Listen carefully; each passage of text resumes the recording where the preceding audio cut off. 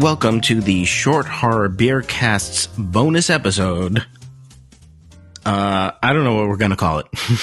We're going to call it, I guess, First Lines and Lyrics. Is that a good title? Sure. Lots of lines.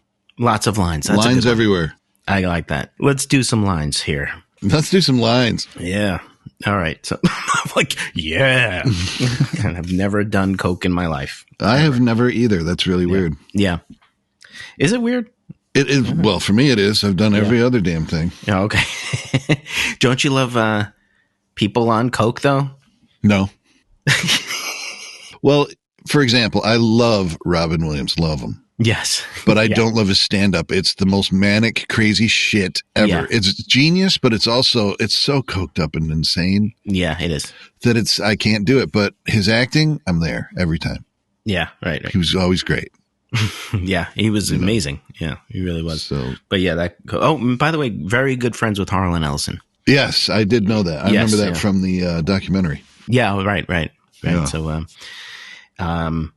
the two of them, manic as hell. Yeah, for sure. Sitting in a room with them, I'd be like, my head's going to pop. You guys have to shut up. So these are the first lines of stories that we love, and these are our favorite lyrics, too. Yes. There's reasons why we chose these. We're not going to go too far into those reasons, I don't think, right? Right. I think they should speak for themselves if we've done this correctly. Okay, I think you're right. Can we talk just a little bit, though, about the importance of first lines in a story? I mean, yes, of course. Okay. I think, because we've talked about this on the show, of course. Yes, a lot. And the idea really is a very practical one. It's just to hook the reader. By any means necessary, you're going to hook them. Whether that is a turn of phrase they've never heard of before or something that raises a question in their mind that they want answered in the next sentence. Okay? Yeah. And if you're good, you can keep those sentences going until you don't give them an answer and they just want it. They keep turning pages. And finally they get their answer. But by then they're hooked. You got them. Yeah. First lines are very important for that reason. So I think the lines I've chosen, I think, are a combination of those two factors. Clever turns of phrases and clever ways of just hooking a reader so that there's a question in their mind that they want answered. Okay. Yeah. And I have a feeling you probably chose similar lines for the same reason. I don't know the criteria of why I love these lines so much, but it's either, like you said, it has to grab you and pull you into the rest of the story. But I think if I grabbed the book, I was going to do that anyway. Okay. Do you know what I mean? Yeah, sure. Well, at least for past the first sentence. Okay. I'd at least get through a chapter and decide if I'm there or not. Okay. Usually it's, would I have ever considered something like this to say and write down? Okay. I'm the same way, I think. Something that just pulls you like this way and you weren't expecting. You're like, whoa. Yeah. It's cool. Yeah. I like it. I don't know. No, you're absolutely right. Whatever blows your hair back, I guess. Right. Exactly. Whatever blows your skirt up, as they say. No, I like the way you think. Well, I like the way you think. I like the way you talk. Tell me you've seen Spling. Oh my God. What's that? I almost called it Spling Blade. Spling Blade. Yeah. Oh, Sling Blade. Yes. I saw it a long time ago. I don't remember much of it, though. That's all I was saying earlier. I said the little kid goes, because he's got that crazy voice, right? Right. Yeah. Right. The little kid says, I like the way you talk. It makes me not be nervous. He says, well, I like the way you talk. It's great. It's just cool. It's real. It's very real. By the way, there's a docudrama, I guess, about Ed Gein. Ed Gein? Oh, yeah. Yeah, on Netflix now. I haven't seen it because that looks rough. It is rough, but fucking cool. I'm hooked. I like it. But the best part of it is the way he talks. It's sort of like he talks a little bit. I said like Ernie from Sesame Street a little bit, but he just has this high voice. And I didn't realize that Ed Gein had that kind of voice, but that's how he talks. He's very simple. Oh no, not Ernie. He sounds like Rick Moranis from Ghostbusters. Yeah. I played 20-minute workout at double speed. It took me 10 minutes. I got a quick workout. This is Bob. He's an investment broker. Right. They're pulling in $50,000 a year. You think it's too cold in here for the brie? So yeah, that's how Ed Gein talks in this. And let me tell you, I was doing that voice all night. Yeah. Are you like me, like a minor bird? When you hear something like that, you're like, no, I have to do that 100 times. Oh, to absolutely. Get it right. I was like, all right, I guess we should go to sleep now because it's getting late. That voice is the best. Already, it's the best. Hey, it's good. He's in Ed Gein. He's chopping wood, and he's a little, his brain isn't 100%. And when he chops a piece of wood, he goes, "Gotcha." He chops another one. He goes, "Gotcha again." That it's funny, but it also like adds to the horrible. Oh, absolutely, absolutely. He's a creepy motherfucker, and so my God, man, I could not stop doing that voice last night, and it's gonna continue.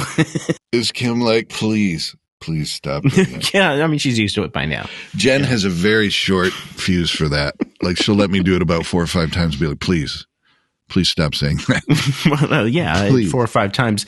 The first few times, it's like I've seen this before, and so I'm cool with it. And then I know it's going to get to a point where I'm going to have to put the brakes on because he's not.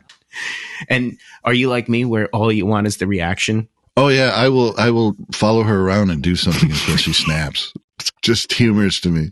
Just give me the reaction I want. So where were we? Oh, we didn't even start this fucking episode yet. So back to the show. We're doing first lines and lyrics that we love and all that stuff. And let's do the fiction lines first.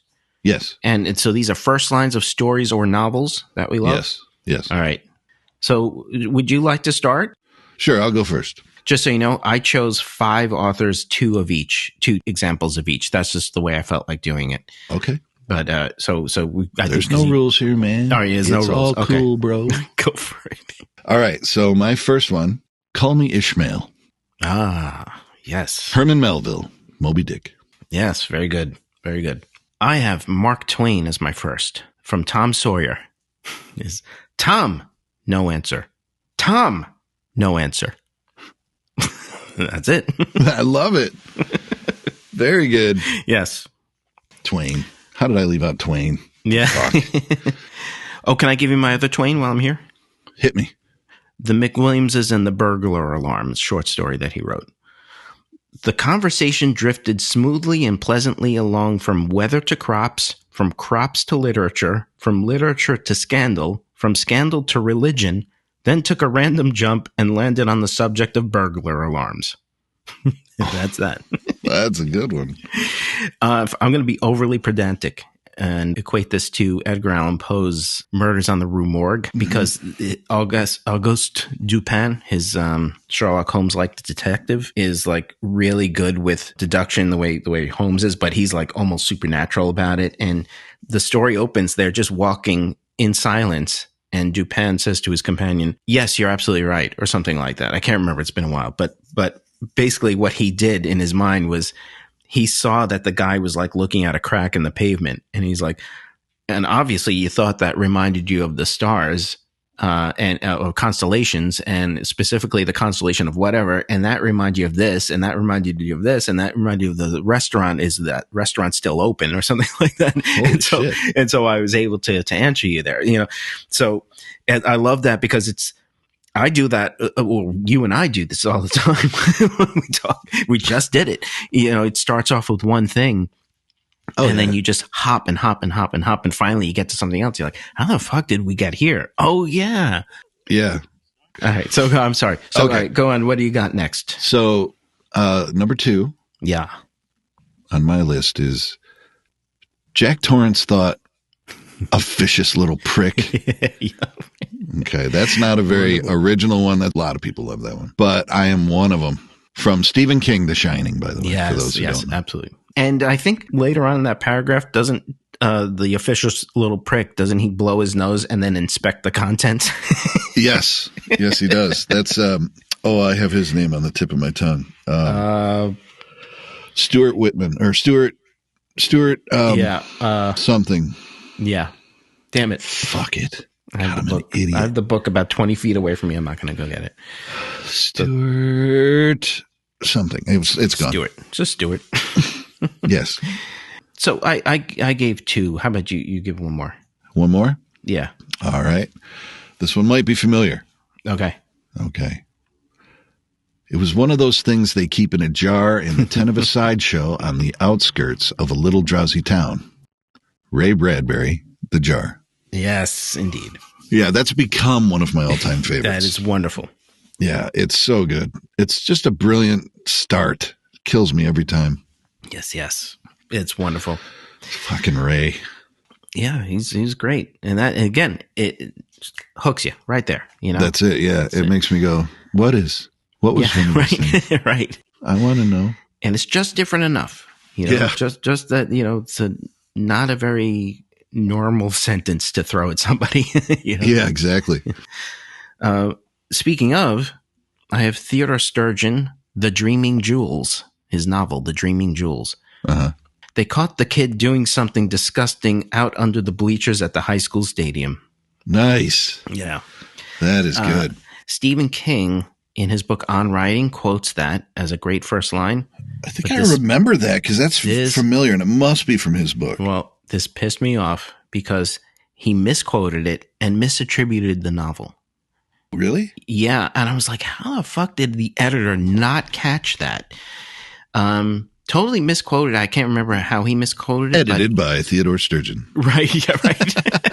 So this is how I always wanted the line to read. So, and he quoted it from Some of Your Blood, another great novel, by the way, by Theodore Sturgeon, but it's not Some of Your Blood. So, okay, I have another Sturgeon one, but you go and we'll go back and forth. Number 4. He was an old man who fished alone in a skiff in the Gulf Stream, and he had gone 84 days now without taking a fish. Ernest Hemingway, The Old Man in the Sea. Beautiful. Yep. Beautiful. 1-2 punch. That's Hemingway. It was always just bam, bam, bam. It's just down there. It's just put down. It's not amazing, but it is enough to make you go, nice. Well, also because you grabbed up a book that said Ernest Hemingway on the front. Well, yeah. There's that. But the fact that he went 84 days without taking a fish. Okay. Yeah, I'm with you. Yeah, I got to know. Yeah, right. Know. Great stuff. Mm-hmm. Okay, Theodore Sturgeon. A Saucer of Loneliness. If she's dead, I thought, I'll never find her in this white flood of moonlight on the white sea, with the surf seething in and over the pale, pale sand like a great shampoo. Nice, right? Wow. Yeah. Very good. So there you go. Man. Next. Number 5. Magic is the first and last religion of the world. Clive Barker, Magica. Oh, nice. Yeah. Never read it, but that's great. That's a hell of a book. Holy shit. I don't mean just in size and weight, because it's that too. It's a hell of a book. But it's a fucking good story. Holy shit. Yeah. So I'm going to jump a little bit then, because I saved this one for later, but it's sort of related thematically. The Call of Cthulhu by Lovecraft. By the way, that's H.P. Lovecraft. Heard of him. It's not Ernie Lovecraft. Not to be confused with Larry Lovecraft. Larry Lovecraft. This is The Call of Cthulhu. The most merciful thing in the world, I think, is the inability of the human mind to correlate all its contents. Ooh. Bam. That is good. He goes on in that paragraph, and it is slam dunk when you're done with that paragraph. But that first line is amazing, though. In a lot of these, one of these things I found is I do love the opening lines, but it tends to be a great second line that you wish you could have read. Sure. It tends because then it really explains what the first one was. Yes. Almost always. Yeah. In my experience. No, I agree. That's very good. You're absolutely right about that. Okay, so for me, number 6, Captain Crozier comes up on deck to find a ship under attack by celestial ghosts. Dan Simmons, The Terror. Yes, and that's one definitely. That rest of that paragraph is like, holy shit. Yeah, and they keep coming like an avalanche. It's ridiculous. God, that's a good line. Yes, it is. Great. Fuck. Okay, Mr. Lovecraft again. H.P., that is. Mm-hmm. His short story, The Descendant, opens with, in London, there is a man who screams when the church bells ring. There you go. See, now I'm like, Why? Right? Why? Who? What? Yeah, what? That's good. It's not terribly poetic or anything like that. It's just, Well, that's the thing. The one you read before of The Woman in the Surf. Yes, it was poetry. Super poetic and, like, wow. But this one is also as effective because I'm like, well, who is he? Right. Why is he doing that? Right. And it's so singular. A guy that screams when church bells ring. Right. Okay, you got me. Like, how many times do they have to ring? Yeah, right. Like, right. What's a scream sound like? What's going on? What's going on? So that's that. That's a good one. Yes. All right, so number 7 for me is like the brief doomed flare of exploding suns that registers dimly on blind men's eyes. The beginning of the horror passed almost unnoticed. In the shriek of what followed, in fact, was forgotten and perhaps not connected to the beginning. William Peter Blatty, The Exorcist. Yeah. Oh, wow. Yeah, right. Yeah. It's so funny. This is the second time I wasn't able to place it. Yeah. When you said something, because I was like, and it's always with The Exorcist. When you were like talking about the clock stopping, I was like, I can't remember that scene for some reason. And then you read this, and I was like, no, I've read that book a couple of times actually. Yep. Why couldn't I remember that? I don't know, but yeah, wonderful. Because it hits you so hard afterward. It's easy to forget that. Okay, that's good enough. I like that rationalization. Yeah. So, yeah, that works. Mm-hmm. Okay, next one. Fritz Leiber Jr., that is, we covered in our second episode, way back when. His short story, Coming Attraction. I think in that episode I may have mentioned this. I think I mentioned this line. But his short story, Coming Attraction, the coupe with the fish hooks welded to the fender, shouldered up over the curb like the nose of a nightmare. Yes, so good. Yes. That is a good one. Yeah. I wondered if that might rear its charming head. Yep. Yep. Yeah, that's it. That's a good one. Because, I mean, how you're going to put it down and go, no, I don't like that. That's not interesting enough. Right, exactly. Yeah. How the hell are you going to put that down? That's awesome. Good. Yep. Okay. For me, number 8 is, it's great to live free of the other sheep until you hear the wolves howl. Max Brooks, De-Evolution, a first-hand account of the Rainier Sasquatch Massacre. Nice. Never read it. I remember you were reading that and you told me about it. Yeah, but I never read it. Yeah, I like monsters. Yeah, that's my game. So a Bigfoot isn't on my top list, but he's around. Sure. The idea of Bigfoot's pretty cool. Yeah, it's fun, and he writes a really good breakdown of how it could go down. Okay. And he wrote a good fictional account of this massacre. Oh, that's so cool.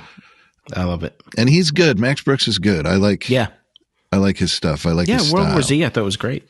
Yeah. Yeah. I don't know if it's the best of his work, but I was entertained because I'm on that wavelength. Yeah. Okay. You know what I mean? I don't know if it's for everyone. Okay. Yep. Cool. Apparently there's a movie being made, but there's no news anywhere about it. Oh, all right. They say who the director is, and I already forgot his name. Not that he's not great. I forget everything. Oh, okay. But there's no information about it around. Nothing. Yeah. All right. No. All right. Anyway. Okay. So my next one is another Fritz Leiber. Mm-hmm. He wrote the story, Gonna Roll the Bones. All right. Brace yourself. This is a long one. Strap in. Hit me. This is one sentence. Suddenly, Joe Slattermill knew for sure he'd have to get out quick or else blow his top and knock out with the shrapnel of his skull the props and patches holding up his decaying home that was like a house of big wooden and plaster and wallpaper cards except for the huge fireplace and ovens and chimney across the kitchen from him. So there. Wow. Yeah, that's the opening paragraph and it's all one sentence.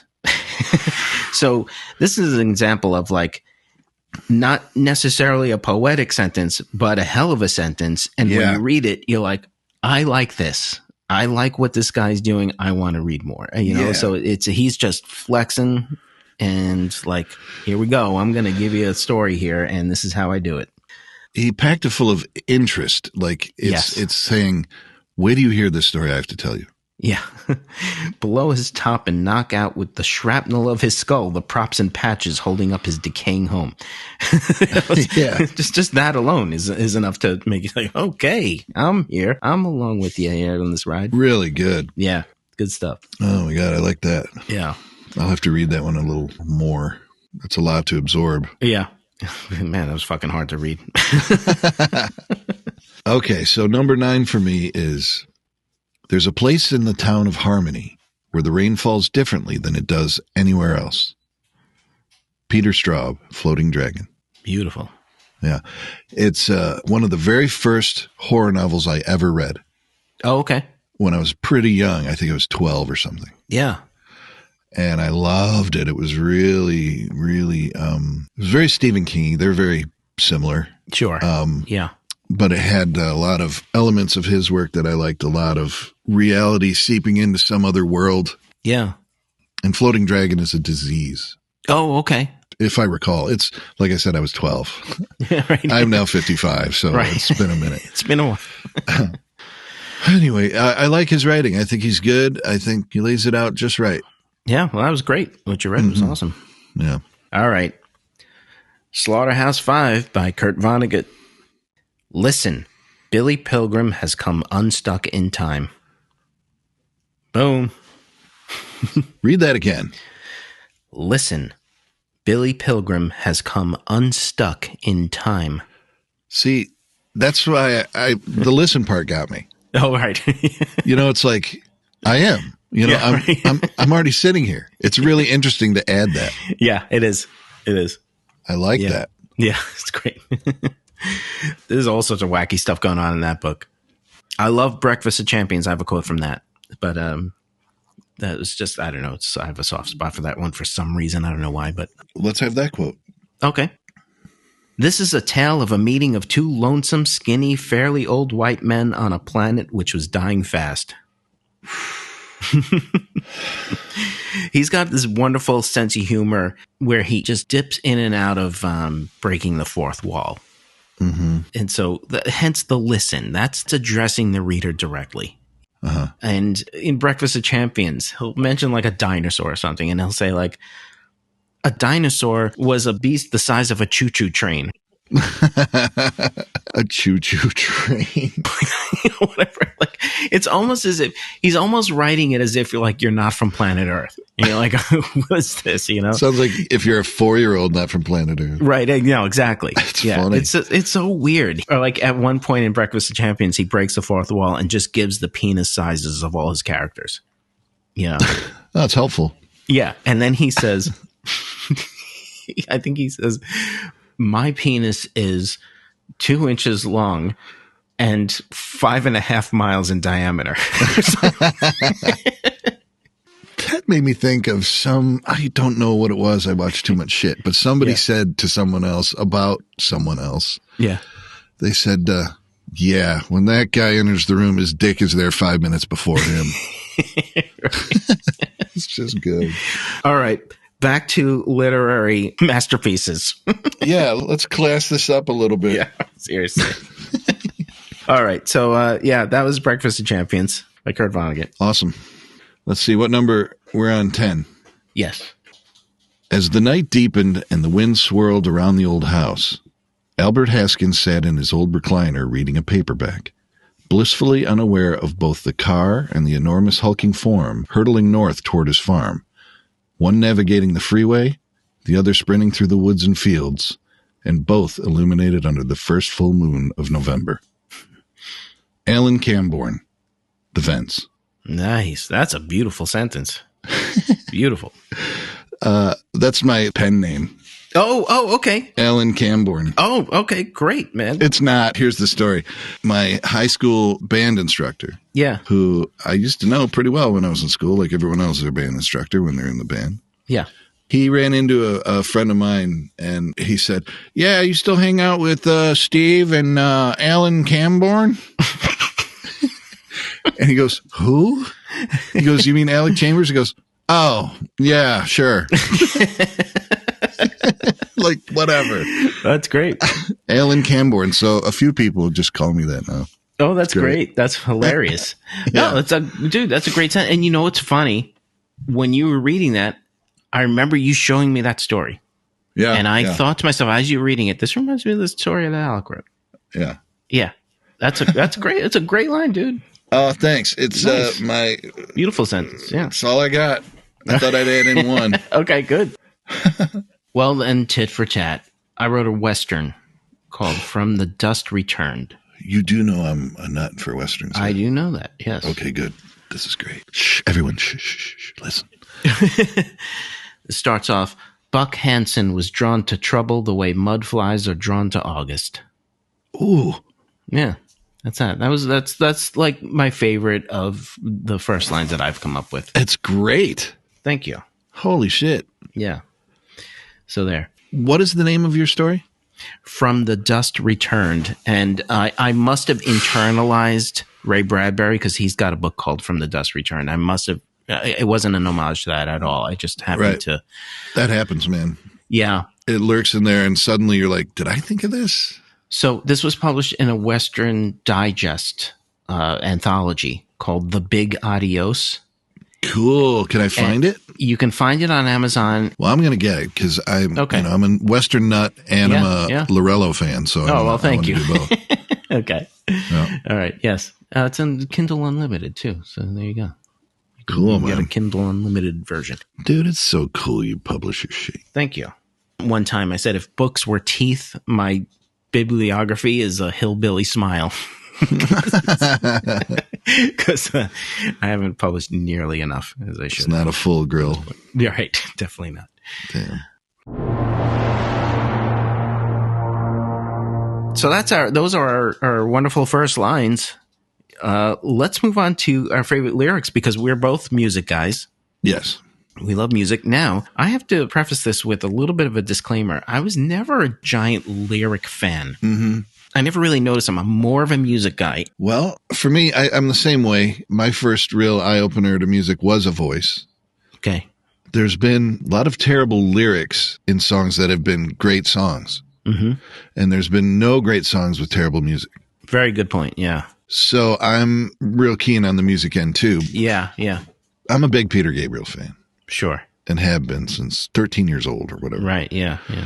And you know, when you find someone at that age, it's wildly important to you.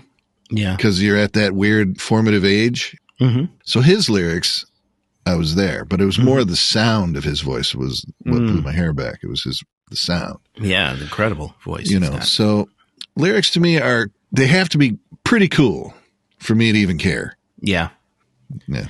There's something to be said for the sounds of words. Yeah. Words can be very musical. Hello, John Lennon. I'm the Walrus. It's not on my list, but that song is just brilliant for being nonsensical, but beautifully sounding. Yeah. One of the great things that happened to me is having discovered in my world, Gabriel, and then him having real world studios. Yeah. Right. And then the amount of acts from around the world that would be on this label that were full of passion, really the best of the best. Yeah. And I didn't understand a word, but it sounded so beautiful. Yeah. All of it. Yeah. They were singing something that was talking to me and I had no idea what they were saying, but it felt incredible. Yeah. You know, it's a cool thing. Yeah. The power of the voice, I guess. Yeah. So when lyrics make sense and they do that same thing, it's pretty rare for me. Yeah. Yeah. So, all right. Do you want to start with lyrics? What are some of your favorite lyrics? Let's hear them. Sure. All right. So recently, you might remember a lot of very involved people believed the rapture was coming. Yes. Yeah. Right. And you saw videos of people screaming at the sky and holding up their arms all around the world. Right. Yeah. Just losing their minds, just hopping up and down, going berserk, thinking this is it. Yep. Okay. Yep. Yeah. So my first line is, men go crazy in congregations. They only get better one by one. Oh, nice. Sting all this time. Ah, yes. Yeah. Okay. Cool. One of my favorite lines of all time because couldn't be truer.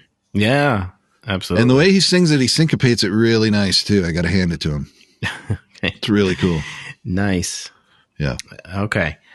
Mm-hmm. The first one that came to my mind when you had suggested this was Van Dyke Parks. He was the lyricist for Brian Wilson when Brian was doing the Smile album, the ill-fated Smile album. Uh-huh.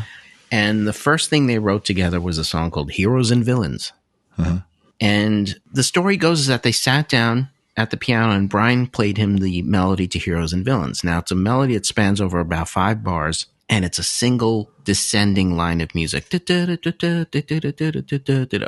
it goes on and on.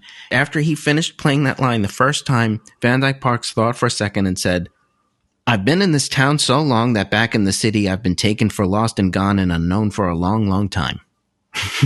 And that was it. Wow. And yeah, it's an incredible line that just, when you hear this melody line, it's like, yeah, how can you do that? How can you come up with a lyric for this very long melody line and have it mean something? And so they were doing this like country western type of thing, you know, the theme. That's what they went with, you know. And so this song is just, you know, heroes and villains. It's, you know, the cowboys and Indians, that type of thing. Cool stuff there. That's great. Yeah. Very cool, man. He's got another one, and I'll get to it next time around. Gotcha. Yes. Okay, so my number 2, Billy's joined the National Front. He always was a little runt.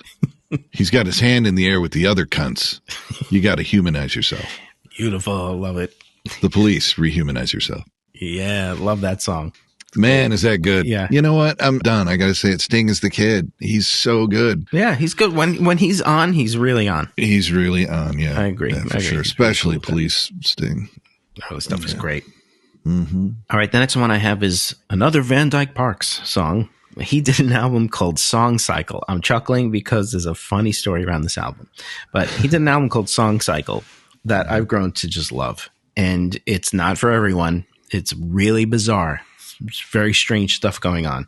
There's a song on there called Laurel Canyon Boulevard. Now, I'm going to say the lyric and I'm going to talk a little bit about it. Okay? Hope you don't mind. I'm going to pick it apart a little bit. Sure.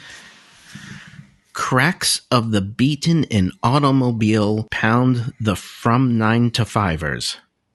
That's how the song begins. Okay? What the hell does this mean? Well, he's playing word games throughout this entire song. And as a matter of fact, on the entire album, he's doing this type of stuff. Okay. So he's talking about the cracks in the road that are formed by people working 9 to 5 driving their cars over them. Okay? Cracks of the beaten-in automobile pound the from 9-to-5ers. Okay. Yep. Because you know, and it's, you know, pounding their car as you're driving over them. Yep. Okay. He pronounces automobile as automobile. So he says cracks of the beaten in out. Okay. You have that going on there. Cracks of the beaten in out automobile pound. Okay. Like an impound lot, an automobile pound. Okay. The from 9-to-5ers. Okay. So that's the first line. He goes on with this. And throughout the whole song, he's doing this type of thing, linking up words like this. Yeah. Beaten in, okay? You know, there's beaten in, there's in, out, okay? Automobile pound. Yeah. And if you read his lyrics, it's like kind of nonsensical. And then you're like, oh, wait, I kind of know what he's saying. And then, oh, cool, he's doing it this way. That's awesome. You know? So, wow. So there you go. That's Van Dyke Parks for you. That's cool.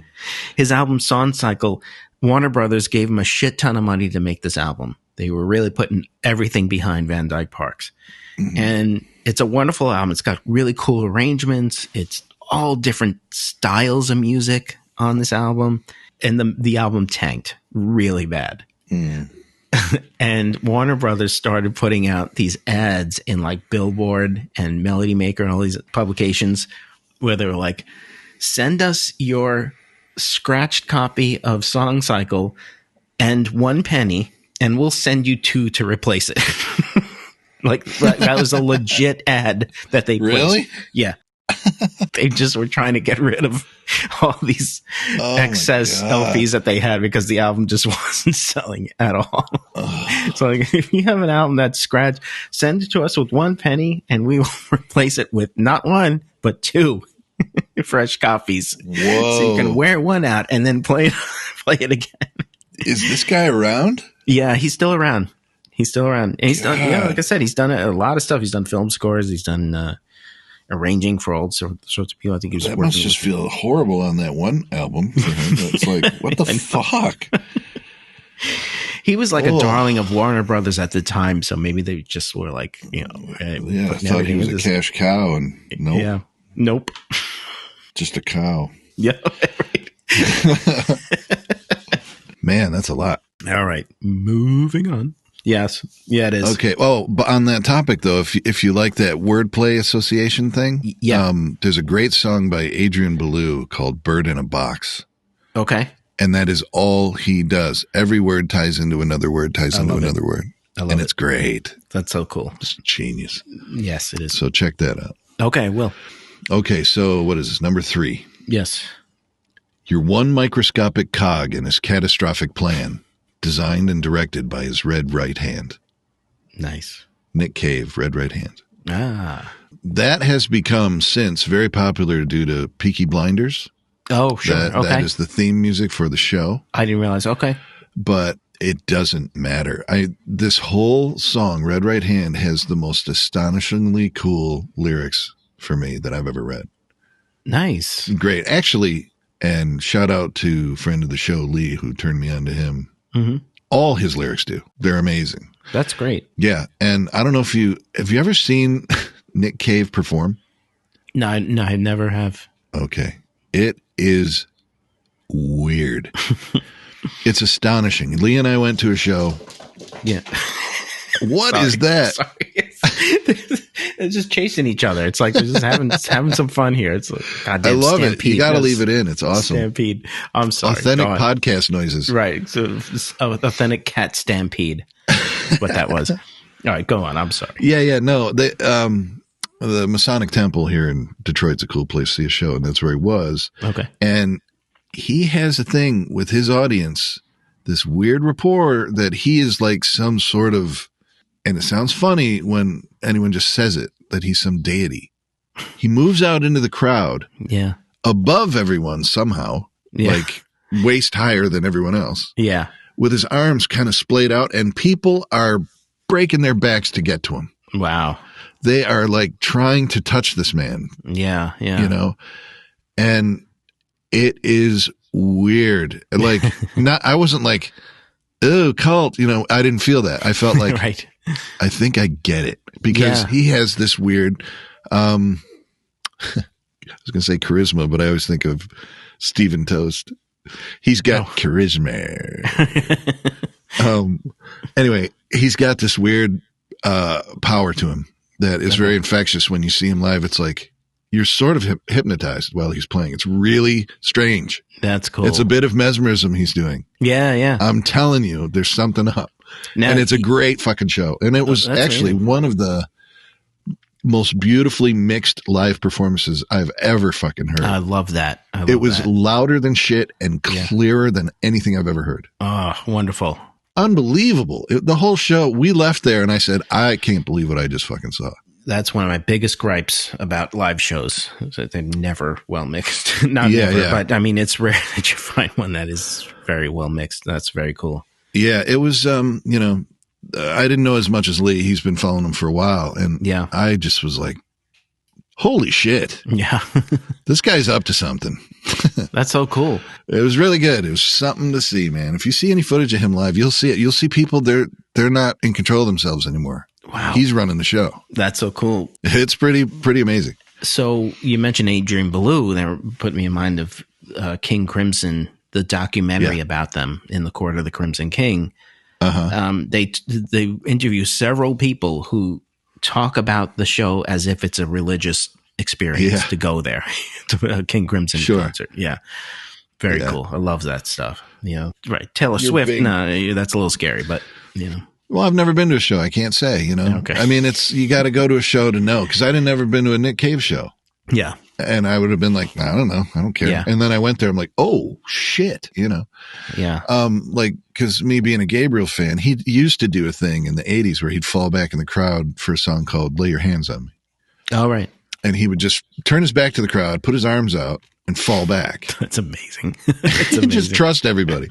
And this was like in 1986, you know, nobody was really doing that. Right. And it was like that. Their eyes would glaze over and they'd run up there and they're like, I have to touch this guy. Yeah. Yeah. I have to, and they would send him along the crowd. He'd like crowd surf the whole place. Yeah. And then they'd bring them back. It was weird. So there's something to that. The contact thing and the connection thing is really powerful for some people. Yeah. For different reasons. I don't know. Pretty cool. Yeah, it's so cool. You remind me of, They Might Be Giants. Uh-huh. They were the first people I ever heard of refer to the phenomenon of crowd surfing. Oh, and cool. They said, we don't know what's going on at our shows, but they do this thing. And they said, we call it passing the dude. Of course they do. Because that term wasn't around yet. The crowd surfing wasn't around yet. But I just heard them the other day in the car. they're wonderful. I love them so much. Really great. Yeah. Okay. Next one. See, you're doing the line first and then the artist. I'm doing the artist first and then the line. That's cool. Right? That's right. Yeah. All right. So I have Elvis Costello. His song, I Almost Had a Weakness. Thank you for the flowers. I threw them on the fire, and I burnt the photographs that you had enclosed. God, they were ugly children.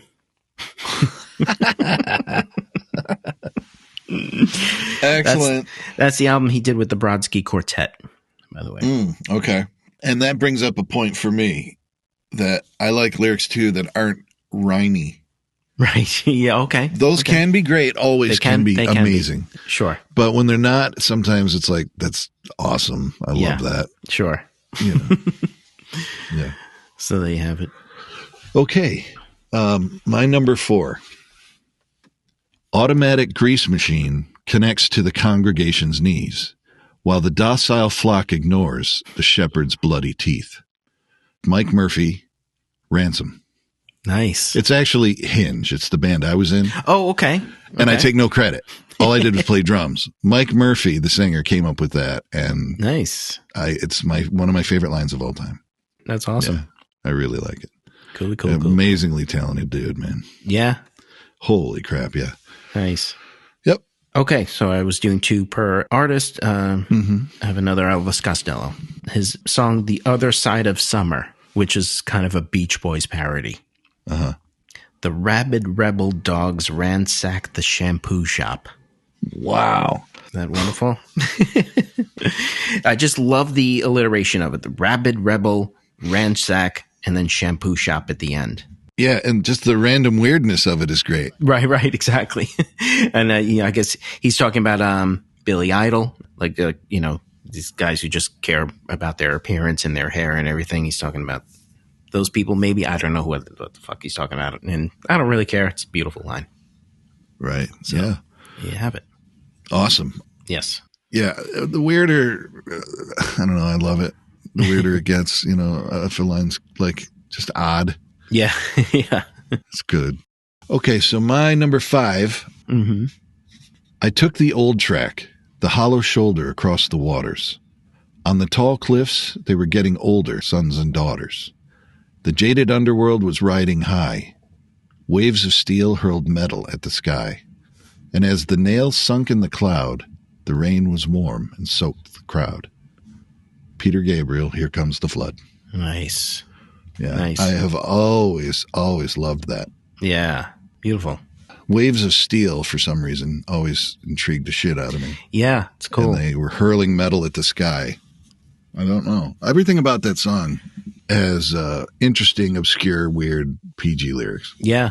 Yeah. You know what you remind me of? Because I guess we're fresh off Dan Simmons, and you mentioned The Terror before you quoted The Terror.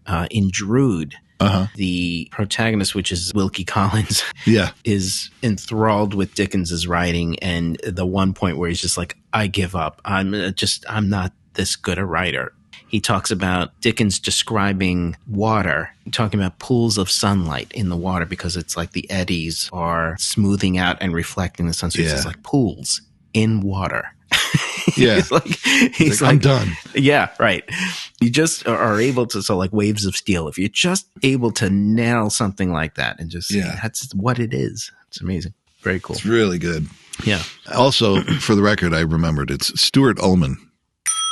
Oh, okay. Stuart Ullman. That's right. Very good. Yeah, that's right. Of course. Stuart just Ullman. came to me. It's weird. Very good. Very good. That's how my idiot brain works. No, that's okay. It doesn't work when I need it to. It works later. As long as you got there. It's good. That was a beautiful poetic lyric you just gave. So here's my next one. Fuck you and your mom and your sister and your job and your broke ass car and that shit you call art. Fuck you and your friends that I'll never see again. Everybody but your dog, you can all fuck off. What the fuck is that? That is a very new artist. She just calls herself Gayle, Gayle. The song is called ABCDEFU. Okay, I'm in love with her already. I don't know anything about her. Yeah, it's great. This song is amazing, and that lyric is phenomenal. That is outstanding because, yes, everyone but the dog. Fuck yeah. Absolutely. Your broke ass car and that shit you call art. Damn, is that good? Yeah. That woman has some angst happening, and I dig it. I love it. Very good. Good for her. Good stuff, right? That's a killer line. Anyway. Okay, so my number 6. Yes. And it's dawning on me. I've been a cork in the ocean, been bobbing in the North Sea. Then take this vest of plaster and these boots of concrete and mark them down as surplus, return to Mulberry. Thomas Dolby, Cloudburst at Shingle Street. Nice. Yeah. Nice.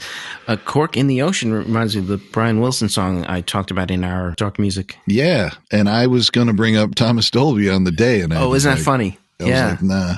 That's cool. That one. Okay, no, that's great. You know, everyone's like, yeah, Blinded Me with Science is hilarious, whatever. Yeah. Hyperactive, though. Hyperactive is great. Hyperactive is cool, and all of the golden age of wireless, that record is a fantastic record. It is.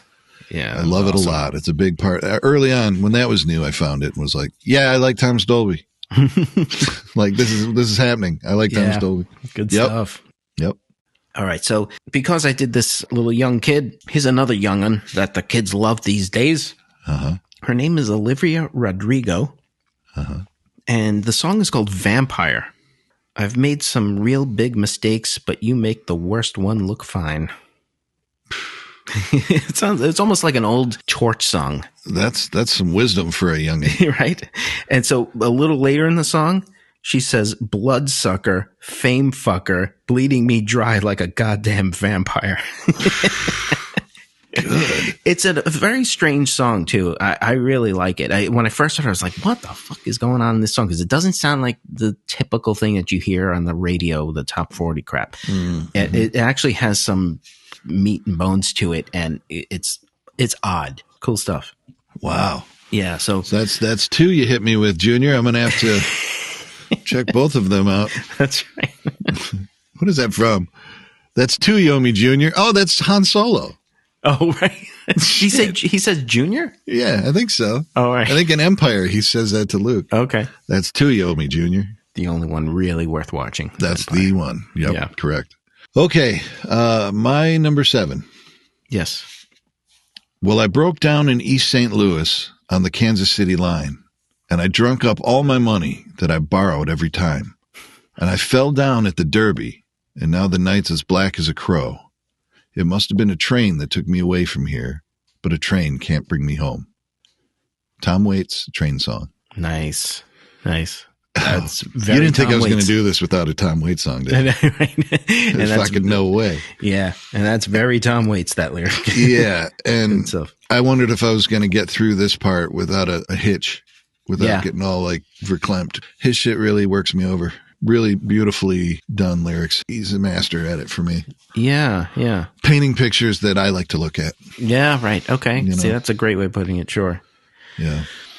All right, well, so I couldn't go this whole exercise here without bringing in prog rock. This is actually a very embryonic prog rock. This is Giles, and Fripp, the forerunners to King Crimson. Wow. So very, very early prog. And this song is called She Is Loaded. And it goes, her kisses never get better. They just get wetter and wetter. I curse the day that I met her, but she is loaded. Wow, that's good.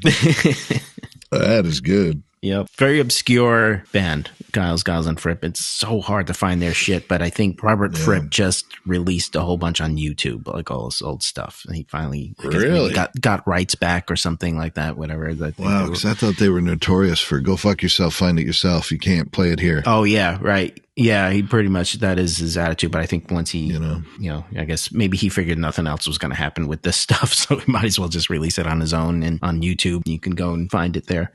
Good stuff. Yeah. Giles and Fripp. Yeah. Okay, so the other Giles and Fripp song, Digging My Lawn. She was half German, half out of bed. Which half was which doesn't need to be said. It's almost like a toast, like a humorous toast. Yes, yeah, that's what it sounds like. You're right, yeah. It's great. May you have food and raiment and soft pillows for your head. May you be 40 years in heaven before the devil knows you're dead. Right. Said with an Irish accent, of course. I can't do that. Sure. I'm surprised you didn't try at least. Before the devil knows you're dead. Yeah. Whatever. Doing a leprechaun. Yeah, right.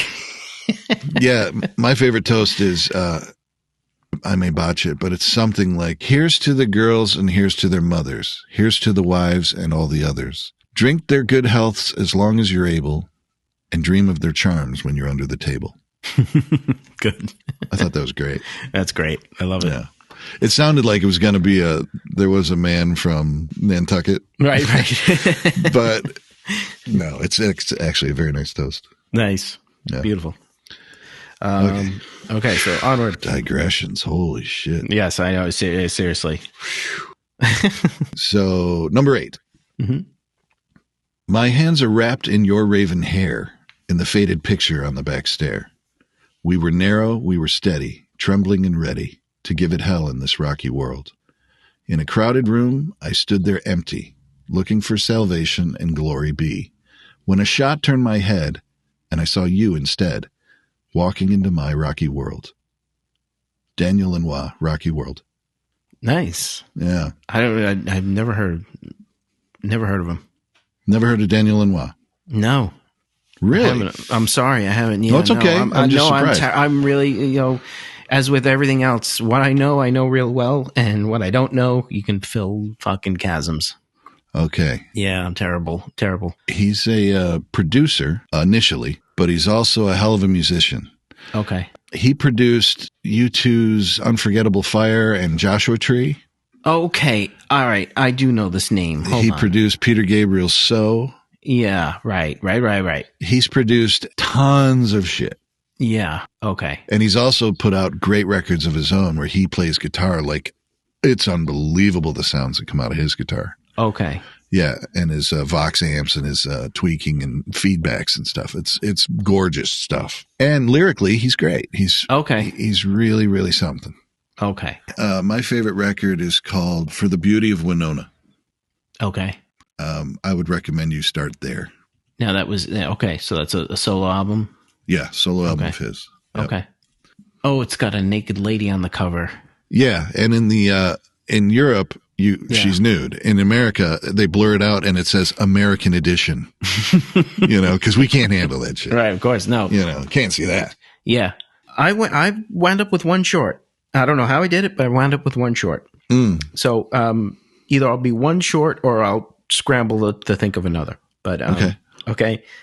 This is the Bonzo Dog Doodah Band. Have you ever heard of them? Nope. Okay. Well, they have a song called We Are Normal. Of course they do. The only lyric in the whole song is We are normal and we want our freedom. So the most notable member was a guy named Neil Innes. He wound up doing a lot of work with Monty Python.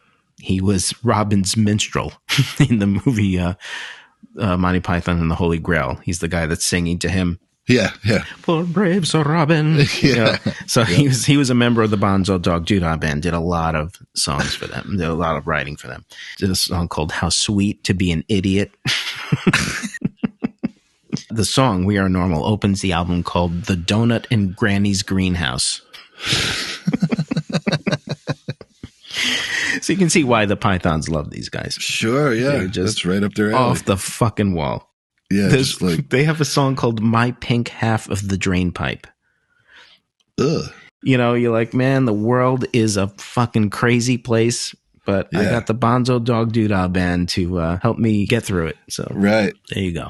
Music is God intended without any kind of labels or expectations. Yeah, very good. I like the way you think. Yeah. Yeah. But anyway. All right, number 9. I'm going to preempt. Preamp. Preview? You're going to preempt yourself. What's the word? Preamble. You're going to preface. I'm going to preface this. There it is. Preface this. Glad there's a writer on the other end of this thing. This is by the probably finest lyricist I've ever heard of. Okay. Early December and brown as a sparrow, frost creeping over the pond. I shoot a thought into the future, and it flies like an arrow through my lifetime and beyond. If I ever come back as a tree or a crow or even the wind-blown dust, find me on the ancient road in the song when the wires are hushed. Hurry on and remember me as I'll remember you. Far above the golden clouds, the darkness vibrates, and the earth is blue. Paul Simon. Everything about it is a love song. Beautiful. Yeah. Yeah, that one is amazing. And if you hear him sing it, it's twice as amazing. Yeah. 'Cause, you know, him with his perfect pitch and perfect, clear, ringing voice. Yeah, right. Oh, yeah. It's great. Very nice. Very nice. Love it. And the last one is also Paul Simon. I couldn't resist. Okay. I've been given all I wanted, only 3 generations off the boat. I've harvested and I've planted. I'm wearing my father's old coat. It's from a song called How Can You Live in the Northeast? Nice. Isn't that great? Nice. Yeah, that was really good. I like it. Wow. I like it. Yeah. That's my list, man. Wonderful. All right. Well, this was fun, though, anyway, dude. Yes, indeed. So thank you for this. Yeah, this is a great idea. This was Alec's idea. So thank you. Yeah. And thanks for listening. Thank you for listening. And I think we're out of here then. We're going to cue that wonderful outro. Take it, Sid.